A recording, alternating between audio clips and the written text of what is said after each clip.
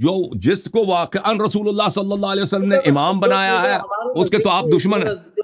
ٹھیک ہے نا, اس کے تو آپ دشمن ہیں, آپ دشمن ہیں, ہم کبھی دشمن نہیں ہوئے جناب. نہیں آپ یہ بالکل پکے دشمن ہیں, 100% دشمن ہیں. دشمن نہیں ہوئے.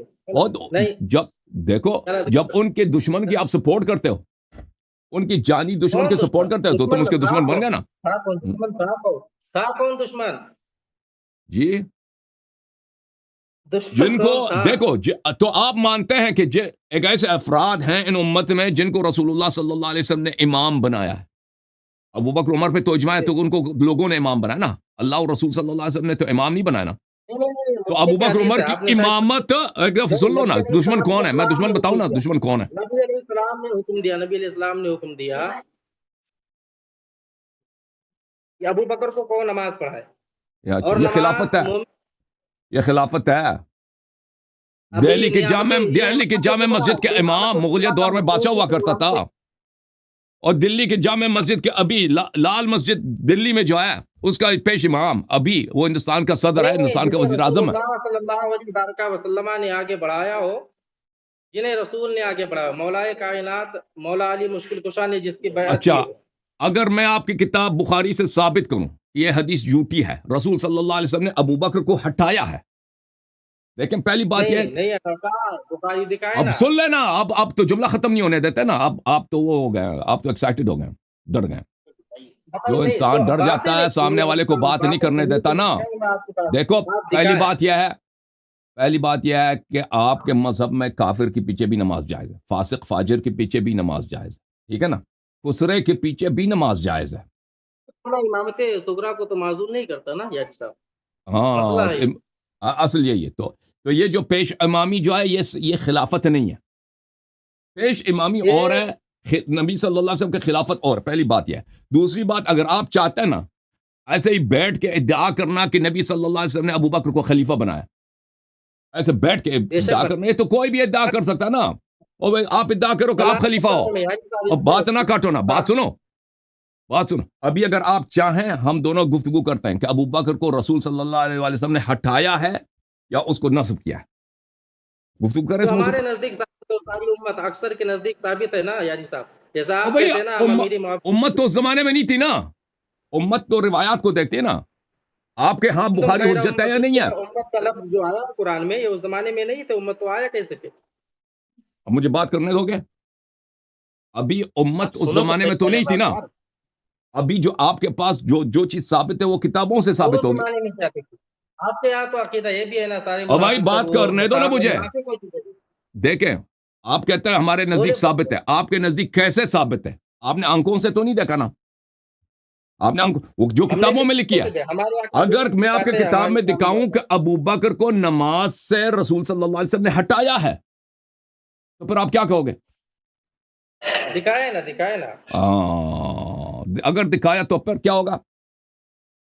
اگر دکھایا اب دکھائے تو پھر ہم دکھائیں گے آپ کو ہے نا کہ رسول نہیں, اس کا نتیجہ کیا ہوگا نا, پھر اس کا نتیجہ یہ ہوگا کہ آپ جھوٹے ہیں نا.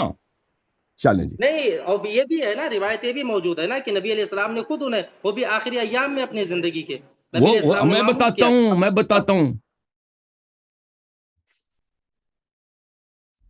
بتاتا ہوں جی, بات نہیں کاٹ رہا بھائی, ٹھیک ہے نا, آپ میرا بات نہ کاٹیے.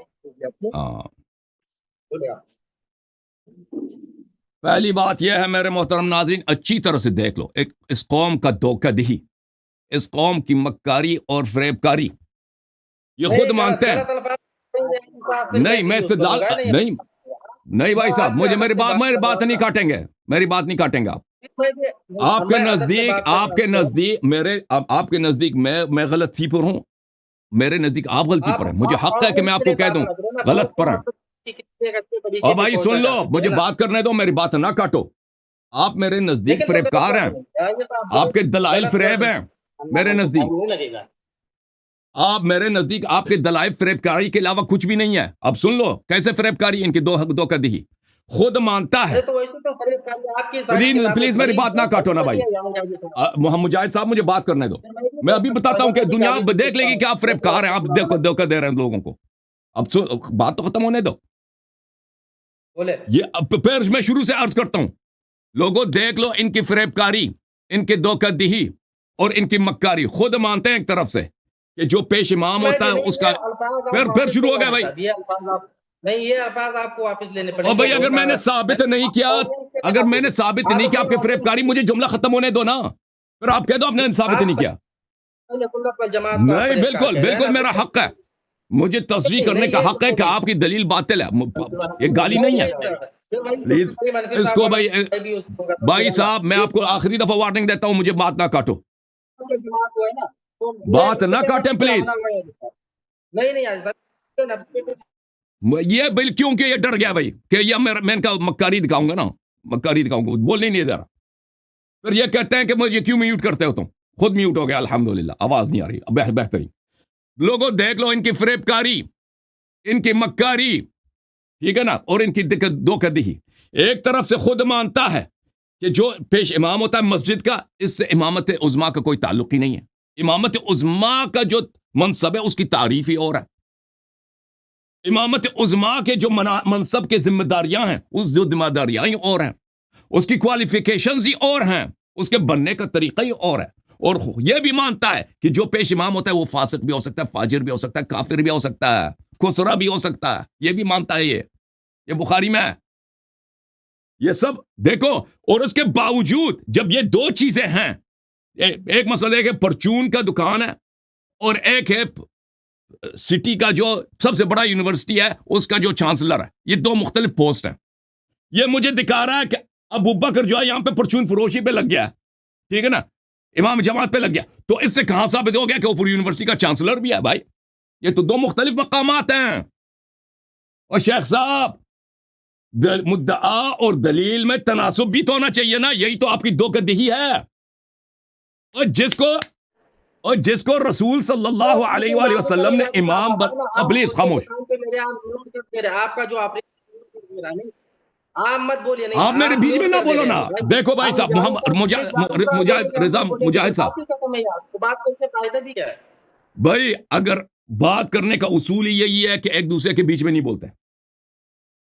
مجھے کتنا ٹائم کتنا سپلٹ کریں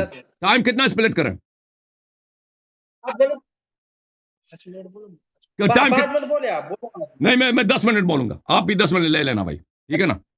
میرے 10 منٹ میں آپ نہیں بول سکتے بھائی, چاہے میں آپ کو گالی نہیں دوں گا, لیکن آپ کی مکاری کو میں مکاری کہوں گا بھائی, ٹھیک ہے نا. آپ نے جو شریعت کے ساتھ فریب کیا ہے, پھر شروع ہو گیا بھائی. اس کے ساتھ مناظرہ ہو سکتا ہے. ابھی قرآن, اللہ تعالیٰ قرآن میں نہیں کہتا کہ کفار مکر کرنا یہ گالی ہے, اللہ گالی دے رہا ہے, یہ کوئی ماں بہن کی گالی ہے کہ اگر میں کہتا ہوں ان کی دلیل مکاری ہے. بھائی اس طرح نہیں ہوتی, آپ دوسروں کو بات نہیں کرنے دیتے, نہیں بدتمیزی, آپ کو مناظرہ کرنا ہی نہیں آتا, مناظرہ آپ کو کرنا ہی نہیں. میں نے آپ کو ماں بہن کی گالی دیا, میں نے آپ کے چہرے پہ میں نے وہ کہا کہ آپ کی داڑھی مثلا وہ بکری کی داڑھی کی طرح, میں نے آپ کی ٹوپی کا مذاق اڑایا. میں کہتا ہوں آپ کی یہ مکاری ہے, دلیل آپ کی مکاری ہے نا, میں کس الفاظ سے بیان کروں؟ او بھائی ان کی مکر دیکھو, لوگوں مسلمانوں دیکھو, جماعت عمریہ کس جھوٹ پہ کڑی ہے, کس مکر پہ کڑی ہے. اسی لیے تو یہ لوگ مناظرہ نہیں کر سکتے نا, اسی لیے کہ ایک شخص لگا پرچون ہے, پرچون کی دکان میں وہ کیا ہے, وہ ملازم ہے, اور ایک اس کو ملازمت ملی پرچون کی دکان میں, اور ایک اسٹیٹس کیا ہے, اسٹیٹس ہے آپ کے شہر میں جو سب سے بڑا یونیورسٹی ہے اس کا چانسلر. اب ان دونوں میں کیا ربط ہے؟ کوئی ربط ہی نہیں ہے. اگر وہ کوئی پرچون والا ہے تو پرچون والا ہے نا, وہ یونیورسٹی کا چانسلر تو نہیں. یہ لوگ کہتے ہیں نہیں جی وہ پرچون کی دکان پہ لگ گیا, تو اس کا مطلب ہی یہی ہے کہ وہ چانسلر بھی ہے یونیورسٹی کا. اس پہ لوگ ہنسیں گے نا, اس پہ ہنسنے کی بات ہے کہ نہیں؟ جو چانسلر لگا ہے, اللہ کی جانب سے چانسلر لگا ہے اسلام کی یونیورسٹی کا, وہ تو مانتے نہیں ہو نا. یہ کتاب کس کی ہے مجاہد صاحب؟ یہ شیعوں کی کتاب ہے. کہتے ہیں اہل سنت, سنت تو تمہارے پاس ہے نہیں, اور جو سنت ہے اس کو بھی نہیں مانتے, جو سنت ہے اس کو بھی نہیں مانتے نا. مزے کی تو بات یہ ہے. خاموش ہو جاؤ مجاہد خاموش, میری باری ہے نا, ٹائمر لگا دیتا ہوں, 10 منٹ میرا, 10 منٹ آپ کا. خاموش, اچھی طرح سن. یہ کتاب شیعوں کی ہے یا آپ لوگوں کی ہے؟ المصدق علی الصحیحین جزء 43 چاپ دار الفکر, ملاحظہ کرو. یہ حضرت رسالت پناہ صلی اللہ علیہ وآلہ وسلم کی حدیث ہے. ادھر دیکھو, پرچون والے کو اے پرچون والے کو، پرچون کے دکان میں ملازم کو، اس کو اسلام کی یونیورسٹی کے پروفیسر سے قیاس نہ کرنا کہ یہ دونوں ایک ہیں. جس کو اللہ اور رسول صلی اللہ علیہ وسلم نے مسلمانوں کا مولا بنایا ہے، اسلام کا امام بنایا ہے، اسلام کا سید و سالار بنایا ہے، اس کو کسی گلے کے محلے کی مسجد کے، وہ بھی چوری کے پیش امام، کسے اس کا قیاس نہ کرو. یہ دیکھو رسول صلی اللہ علیہ وسلم نے فرمایا نص اس طرح ہوتی ہے، نص مخالف کے کتاب سے ہوتی ہے، اور نص مخالف کے صحیح کتاب سے. ادھر دیکھو، نیچے نہ دیکھو، ادھر دیکھو. ہاں ادھر دیکھو. رسول صلی اللہ علیہ وسلم نے فرمایا جس نے میری طاعت کی اس نے اللہ کی طاعت کی، اور جس نے میری معصیت کی اس نے اللہ کی معصیت کی، اور جس ومن اطاع علیا فقد اطاعنی ومن عصى علیا فقد عصانی. علی کی طاعت تم پہ واجب ہے مسلمانوں. ہائے ہائے، کیونکہ علی علیہ السلام کی طاعت میری طاعت ہے. علی کی نافرمانی سلام اللہ علیہ امیر المؤمنین علی علیہ السلام کی نافرمانی تم پہ حرام ہے، کیونکہ ان کی نافرمانی میری نافرمانی اور اللہ کی نافرمانی. یہ سب مسلمانوں کے لیے، ابو بکر عمر کے لیے بھی ہے. تو جس کی طاعت سب پہ فرض ہے اور جس کی معصیت سب پہ فرض ہے، اور سب کا آقا ہے، سب کا سید ہے، سب کا مولا ہے. اور ابو بکر بھی مسلمان تھے، عمر مسلمان تھے، عثمان مسلمان تھے، یا کسی اور مذہب کے پیروکار تھے. اگر ابو بکر عمر مسلمان تھے، کسی اور شریعت کے پیروکار نہیں تھے، تو اس شریعت میں ہر مسلمان پہ فرض ہے میرے مولا امام علی علیہ الصلوۃ والسلام کی طاعت، اور ہر مسلمان پہ حرام ہے ان کی معصیت. تو اس کا مطلب کیا ہوا؟ اس کا مطلب یہی ہوا کہ ابو بکر عمر عثمان نوکر بنے جی، چوکیدار بنے جی. ابو بکر عمر کیا بنے؟ نوکر بنے، غلام بنے، کیونکہ طاعت واجب ہے. امام علی علیہ السلام فرمائے کہ ادھر بھاگو، عمر پہ واجب ہے کہ بھاگتا چلے. امام علی علیہ السلام فرمائے عمر ادھر بھاگو، ہاتھ پیر زمین پہ رکھ کے بھاگو. عمر پہ واجب ہوگا کہ ہاتھ پیر زمین پہ رکھ کے بھاگے. مولا علی علیہ السلام فرمائے عمر ادھر جھاڑو لگاؤ، عمر پہ واجب ہے ادھر جھاڑو لگائے. مولا علی علیہ السلام فرمائے عثمان ادھر آ جاؤ، چوکیداری کرو، اس پہ واجب ہے کہ چوکیدار بنے دن رات. ابو بکر ادھر آ جاؤ، یہ کپڑوں کی استری لگاؤ، یہ ادھر کرو، ادھر جا کے وہاں پہ صفائی لگاؤ. ابو بکر پہ واجب ہوگا نوکری کرے. جب اللہ نے واجب بنایا ہے، رسول صلی اللہ علیہ وسلم نے واجب بنایا ہے کہ تم ان کی حیثیت ہی نوکر کیا. تاجدار کون ہے؟ میرے مولا امام علی علیہ السلام. شہنشاہ کون ہے دین کے؟ اے بناوٹی نہیں، چوری کے حدیث کے نہیں، اے جھوٹی سنت کی نہیں، اصلی سنت کی، جس کو اللہ اور رسول صلی اللہ علیہ وآلہ وسلم نے دنیا کا، جہاں کا، دین کا، دنیا کا، زمین کا، آسمان کا امام بنایا ہے، پیشوا بنایا، شہنشاہ بنایا. وہ میرے مولا امام علی علیہ السلام ہے. کہتے اہل سنت، اہل سنت. اب پتہ چلا نا؟ ادھر دیکھو، اب مجاہد رضا ادھر دیکھو. سنت کے تم دشمن ہو، تم نے نوکر کی غلامی کو قبول کیا، نوکر کو بادشاہ بنایا، اور جس کو رسول صلی اللہ علیہ وسلم نے نوکر بنایا تھا تم نے اس کو امام بنایا ہے. اور جس کو رسول صلی اللہ علیہ وسلم نے امام بنایا اس کے منکر ہو گئے ہو، تم اس کے دشمنوں کے تم پرچار کرتے ہو. اچھا مزید دیکھو مزید دیکھو